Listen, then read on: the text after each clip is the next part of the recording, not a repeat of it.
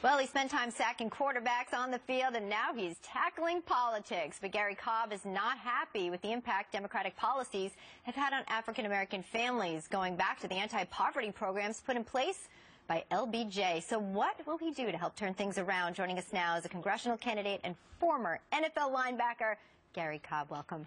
Pleasure being here.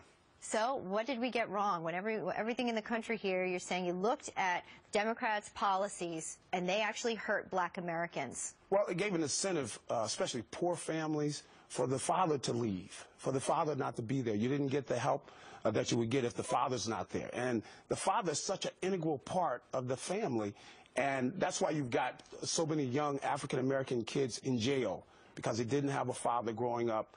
And it's just decimated the communities throughout the cities. You can see it.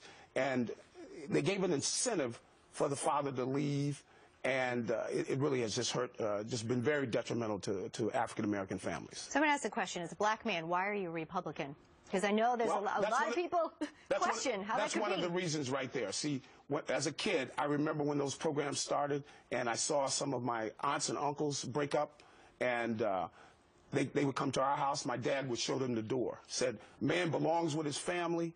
And that's the reason I'm sitting here now, is because my dad was there. We had discipline. He cared about us. And I see so many kids, even in the NFL, so many youngsters where their dad wasn't involved in their life. And so they lack that direction. And so I volunteered for years at the Youth Study Center in Philadelphia, where kids are detained, the detention center, and to tell them and love them. Look, somebody cares about you, and the biggest thing missing in their life is their dad. Wow. And so the Republican principles of what you're standing on now, we thank you for being with us. We did invite your opponent on to join us. We haven't heard back just yet.